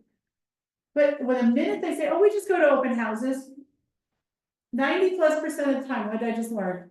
No agent. They're not an agent, and I didn't even have to ask. And I'm gonna assume they don't have an agent until they tell me differently. I will tell you this. We average, in the last year, we probably averaged 3 to 4 open houses a month. And we've been doing that for a while, and I think I got snookered once. I'll take those odds. That one, yeah, And even that was weird, because he came in, he really wasn't ready to look for a house. yeah. So, I'm telling you, these things work, and you don't get lied to. Okay? All right. Then, I learned a little more information, you can start to tell by their body language when they're tired of talking to you. Right, so that's when I'll say, well, let me tell you a little bit about the house, and then I will pick up a flyer. And I'll say, so what we have here, we've got 3 bedrooms, we've got 2 baths, we have blah, blah, blah, blah, blah, blah, blah. Here's a flyer for you. Okay, this is Stacy, my business partner, or this is Jordan, my co-host with me. And if you have any questions, we're both here to answer those questions. Go take a look around. Oh, and don't forget, one more thing before you go. I have a favorite ask. And then I go into my feedback form too. It's great. Okay? Then, depending on the house, if it's a big house or things are going on, like a lot of times if there's a deck and it's a beautiful area and it's nice outside, people will go hang out on the deck. I don't know why, but they sure do. They do. I'll go out on the deck and go, God, isn't that a great view? Did you get a chance to get upstairs and have a look at the primary bedroom? What'd you think of the bar in the basement? Did you get down there yet?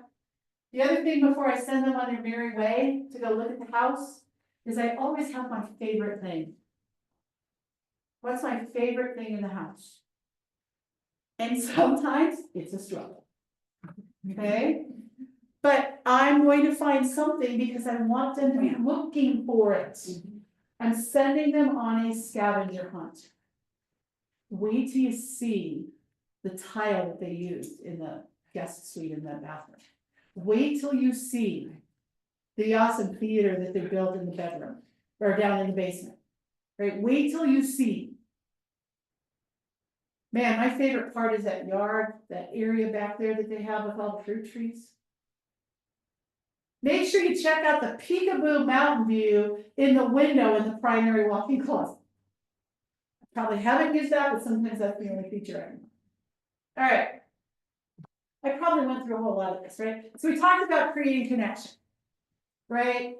And over time, I'm getting to learn where they are. By the way, when I go back into creating connection, if they tell me they live in the neighborhood, I'm gonna start asking questions about the neighborhood. How long have you lived here? Which model home do you have? Right? Because even in the older neighborhoods, right? So Stacy, you live in an older neighborhood, not all of your houses are the same, right? You've got different models out there, even though you're all ranches. Yeah, Yeah, they all have their own little differences. Oh, you have one with a, what's that thing that you have in your basement? A bomb shelter. Right? Do you have a bomb shelter in Wow. yours? Right? Some of them do, some of them don't. Right? What's your favorite part of living here? What brought you to the neighborhood? How long have you lived here? Do you have friends that would like to come live out here with you? Right? And here's the thing, when you start asking the neighbors about what their favorite parts of the neighborhood is, you're gathering information that you can share with other guests that are coming after them. So I was hosting an open house a few years ago, it was actually with Elizabeth's husband, Chris. And we were out in Lake Rock, and the house we had overlooked the dump. Okay? The best looking dump in all of Colorado. And a lot of the questions we were getting asked from the guests was, will this trash ever blow up here? Will it ever smell? I didn't know. I wasn't the listing agent. I don't live in the area, so I didn't know. So about, I don't know, halfway through, like maybe 45 minutes in came a neighbor who lived like literally like next door. And there was nobody else in the house, nobody. So I said to him, I said, I have a question. I said, I keep getting asked this, and I said, I honestly don't know the answer. And so I asked the neighbor about the dump and trash blowing up and the smell, and I got the information I needed. So that then when the guests later in the day asked me that same question, I said, well, I don't have any personal experience. Is that true? Yes. But I was speaking to one of the neighbors earlier today. True. And this is what they told me. Google. All of those things were true. I don't have firsthand knowledge. This is where I got my information, and they live on the street. And here's what they told me. Right? So you learn a lot from the neighbors, not just who's, you know, getting in fights all the time and having Costco. Okay? Handling multiple groups at one time. This is where having more than one person there is absolutely critical. Right? If we were here and Stacy and I were doing the open house and we were having a conversation with Brandon and somebody else walked in, one of us would take a step back. I would excuse myself. If I was doing it, I'd say, I'm gonna go get that. And I would let them carry on and I would just step away. Or if they're in depth in a conversation, I'm just walking away. Right? And that happens too, right? You're in a three-way conversation, but it's really a two-way conversation and you're just basically the person. You can yourself away and go start talking to somebody else, right? If you start getting more than that at one time, you're gonna have to just figure out the dance. So if Stacy's still talking to Brandon and I handled like this group that came in and set them on their merry way, and then two more groups came in, Stacy's gonna have to figure out a way to send Brandon on his merry way so she can help, right? And most people get that. Now, if she's scheduling a listing appointment with him, if she leaves him, I'm gonna punch her in the nose. Right. That's my new thing. I'm punching everybody in the nose. Today, it really is. I've been doing that for a while. So it'll be an art. There was an open house in 2015. It was a flip. 2015 at that time was the hottest market we'd seen. Yeah. And we were in an open house and we literally had 100 people or more, because we lost count, come through in a 2-hour window. The listing agent, my good friend Robin, showed up because she wanted chocolate and she knew we always had chocolate at our open houses, and she stayed and helped us. But the reality was, all we could do was strategically position all three of us around the house and make sure that nothing got stolen. There were no meaningful conversations that day. None. It was way too many people. We, It was crowded inside the house. yes, it was like a 900 up, it was a ranch house, 900 up, 900 down. And we probably had, like, literally 100 people in less than a 2-hour window, more than 100 people in a 2-hour window. I just don't ever want to work in an open house like that again. It was insane. Was it just a? It was a booming area and it was a flipper that everybody was following, and they knew that house, for whatever reason, had more attention than he normally got. It was insane. I mean, all we could do was like, hi, thank you, welcome. And then people would stop you for a question and you try to answer that and you go, hi, oh, bye. I would say probably half the people we didn't even acknowledge. Yeah. Right? So don't ever feel bad if you only have 5 people come, but you had 5 good It's 5 quality conversations. If you had 5 good conversations and you resulted in 2 hot leads from those 5 good conversations, I would rather have that than that chaos that we have that day. Yeah. Never again do I ever want to see that. It was Okay, insane. questions? You guys are so quiet. Zoom land, did I put you to sleep? Looks like a bunch of them left. Some people. All right, I'm still here. Karen's there. I'm here. Karen's used to me. She doesn't fall asleep on me too often. Alright, post game. I gotta tell you guys. If you don't have a good post game, then don't do open houses. I'm just being honest. If you are only. But an open house to you is being out there 45 minutes before the open house, setting some signs in the yards. Doing the open house, picking up the signs, going home and doing whatever you do, and then that's all you ever do with it, then stop wasting your time. And I know that sounds harsh, but the reality is, it is rare, it happens, but it is rare. Hey, Charles! I said I was. I heard a rumor Probably true. that you have been telling our new agents Oh. that the first thing they should do is go out and spend hundreds of dollars and buy their own branded open house signs. Really, that came from me? Somebody said it did, and then he says, I'm joking, and I said, when Charles comes in, I'm gonna punch him in the nose. I was just saying, I feel like I said, go get a writer and put it on. Yeah. April Fools. I became a new agent, the first thing I did was go out and spend $6,000 a year on a Fluent magazine. And that was the worst investment I ever made in my life. $18,000 later. Yeah, I remember going, as his coach, going, you did what? Because I wasn't his first coach. But I was his coach when he became a team leader, so. Yeah, I coached him right into the role I didn't think he wanted. Anyway, I'm harassing him, I totally lost track, so sorry, Zoom. The first one is. Here's the thing, if you don't have a good follow-up system, this is worthless. Are there times when the buyer walks into the open house and buys the house that you're in? Yes, we've had it happen a few times. Does it happen that the buyer, when they leave the open house, you have a scheduled buyer consultation with them?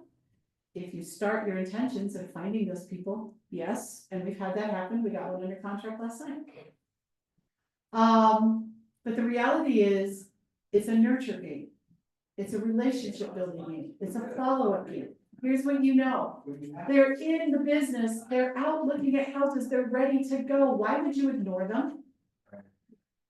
Right? Why would you ignore them? So, what does your post game have to look like? So, first of all, leaving the property. Please make sure the property is secured. What I mean by that is, please go make sure the patio doors are locked. Please make sure that all the windows are closed and locked. I had a situation in my own listing where somebody hosted an open house. Someone went to the unfinished basement where the client had a very expensive wine collection. A window got left open that was not open when they started the open house. And the seller was missing 3 bottles of wine and a very expensive decanter. So it is the belief that somebody came back after the open house and snagged it. So go through and make sure the house is secure. Make sure that the front door is locked when you leave. Make sure that while you're at the open house during the pregame, you keep the key in the lockbox and lockbox closed. Okay? Make sure the house is secured. Make sure whatever you brought with me goes away, including your trash. I take my empty pop cans in my purse and eventually I throw them away. Okay? Clean up. If somebody spills, they spill, clean it up. When it's snowing outside, we bring rugs, we bring shovels, we bring things to make sure that we can do everything we can to keep the property in pristine condition. When you leave, then you go pick up your signs, and then if you made an appointment, go show up at the appointment. Okay? Listing agent communication.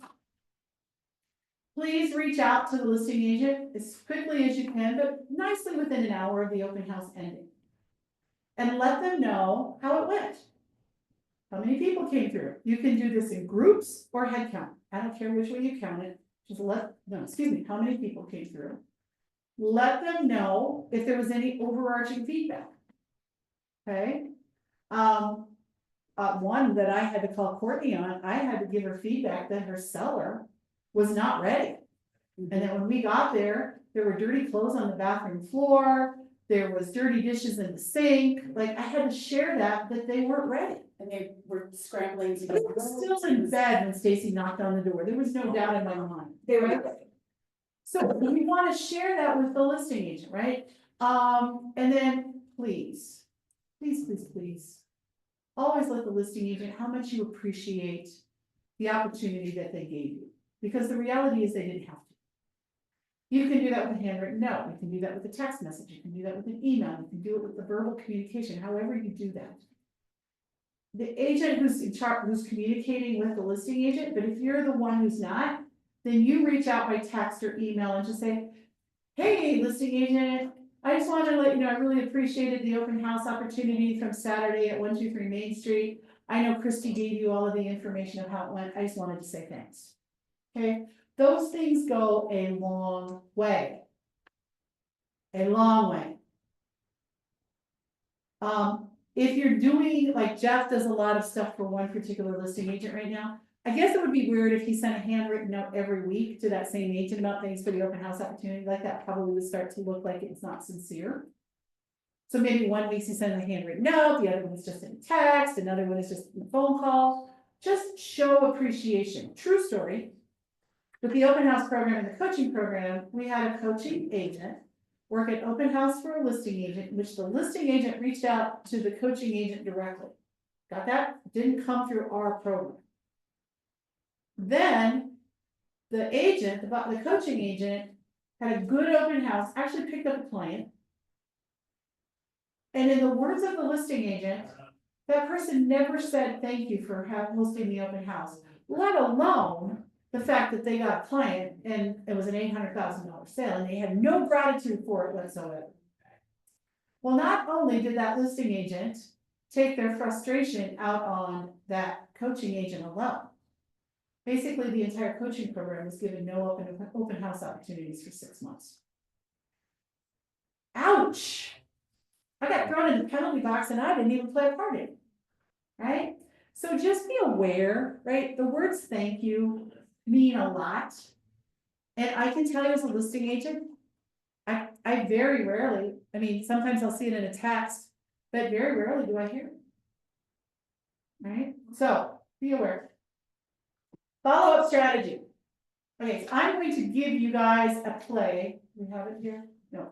I'm going to give you guys a play. It's actually in our Facebook group. We've talked about it before, but it is a follow-up system that I ripped off and branded it to us that literally gives you the texts and the information.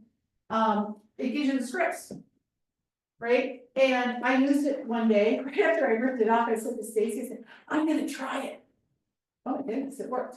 So the very first step is, as soon as they leave your open house, the open house isn't even open. As soon as they leave and you have a free window, it says, it's a text. Hi, Susie. Thank you for stopping by my open house. I will check in with you tomorrow. In the meantime, if you need anything or want to see some other homes, this is my direct line. Hope you enjoy the rest of your day. Your name. Now, you can alter that, right? You could say, thanks for stopping by my open house at 123 Main Street. You might say, hey, I had a great conversation and I appreciated your travel tips. Right? Or if they're a hot one and you pick up on their hot, you might alter that text to say, thanks for stopping by. Hey, if you'd like to take another look, I'm happy to bring you back on a private showing. By the way, she said yes. By the way, we were under contract the next day by 10 o'clock for a $950,000 house. And then sold her house. And then sold her house. So you gotta do it, right? Now, there's tricks and tips in your phone, shortcuts, that you can pre-program text messages, right? You can pre-program stuff. So if you use it, and then here's the email, you send it as soon as you get home. Email, thank you for, now you've already sent them a text and now it says, thank you for stopping by. Hi, Christy, I wanted to send you a quick note to thank you for stopping into my open house today at 123 Main Street. I am committed to working hard on behalf of my seller. You might have to alter this. So please let me know if you think of anyone that might be interested in moving into the neighborhood. This would be a great text to send a neighbor, right? Or email. Along the way, as your neighborhood expert, I look forward to scripts are all here. Alter them to what works. Okay? So this runs for 21 days. Tells you what to say, right? You're gonna have to alter it depending on if they're a neighbor, whether they're hot, whether they're not. But if you don't do anything, you'll get nothing. My favorite quote of Jim Carroll, anything works, nothing does. Okay, CRM best practices, get them into command right away. Get them on smart plans. You might build a smart plan off of this so that it's automated. And then you might have it roll into another smart plan. Another smart plan you might use, if they live in the neighborhood, I put them on the monthly neighborhood nurture. That'd be the first smart plan I would throw them on. They will get emails once a month, it's their own private Zillow. Just as give them the estimate on their house. I might put them on Kimber Walton's smart plan. If they're a buyer, I might put them on a buyer smart plan that either I wrote myself or one that you can pull from the libraries. What do you need?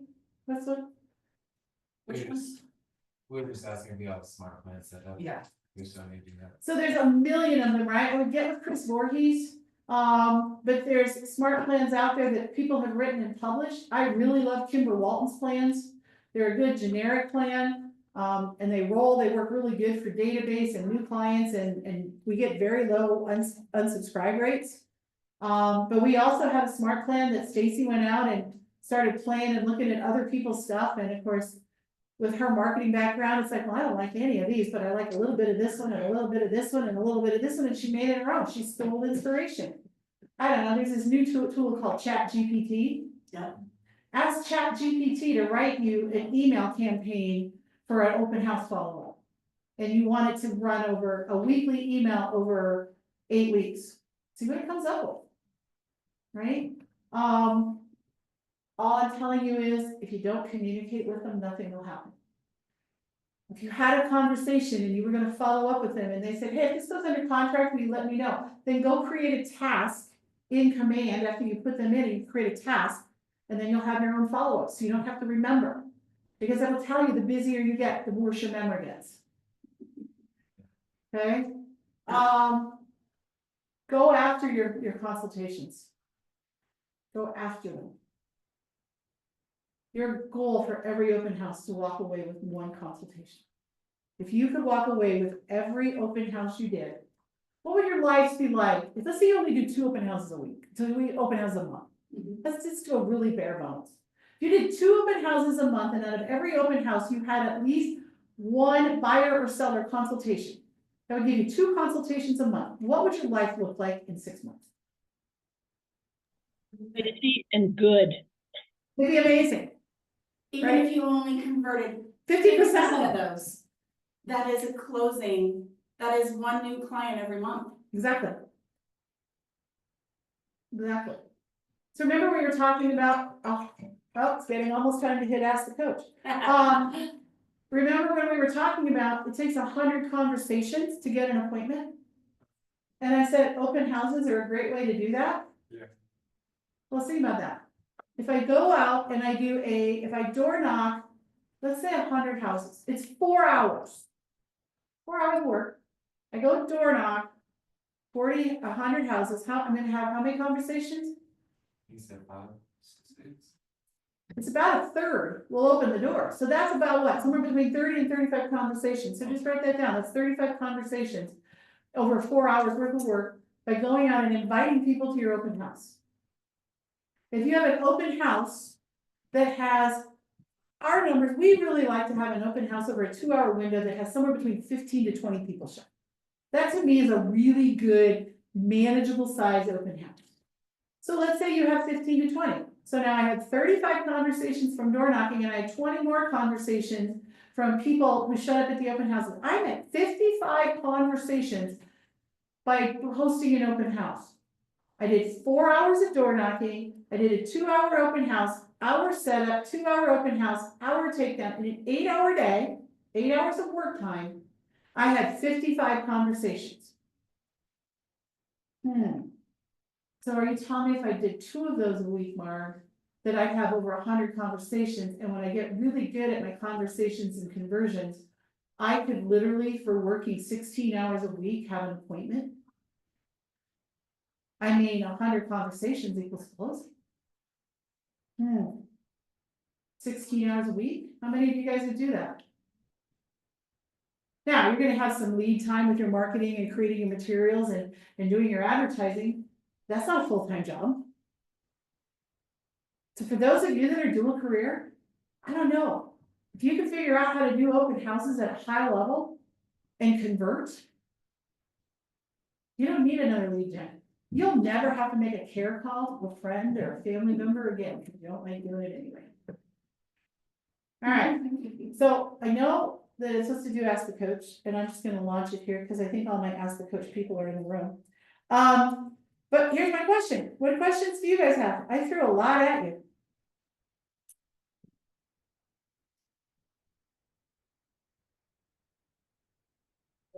So at this point, we're good to just run our open houses. I would like for you to shadow at least one or two before you go do your own. I shadow one. If you've only done one, yes, considering we had nobody show up. Yeah, I've only got one and then yours, I was with the second one, so yeah, you're right. But Yeah, I still even liked your guys, cause I like the snacks idea, the bottled water, I like how you guys have all your flyers out, so. Are we gonna get that paper? as a matter of fact, for those of you that are in the room, Stacy's gonna give all of you guys your own packet. The packet has the, No, I did. okay, so hold on, so there's one thing that's in this material that I haven't talked about, and that is, it's a playbook, it's a one pager about getting back to open house basics. This is a plan. Oh, sorry, it's the second, it's the top one, it's the second page. And this is a playbook from someone who presented at Family Reunion earlier this year of how they have built a business on open houses. There are things in there that are very similar to what I talked about today. There are things that are different. It's another person's way. So here's the beauty of open houses. I would say that my open houses are a piece of Chris Suarez, a piece of a whole lot of different agents that I've learned from and I've heard throughout different speeches and different things, and then they're my own. So go watch the other open house master classes. Go out and Google or do a YouTube search. I can't get Zoom to open. Go out and do a YouTube search for Chris Suarez, S-U-A-R-E-Z, open houses, and listen to Chris tell his story. He gives you some of these scripts. You will suddenly go, oh, I know where Margaret got that one. Okay. Zoomland, what do you got for me? I don't have anything.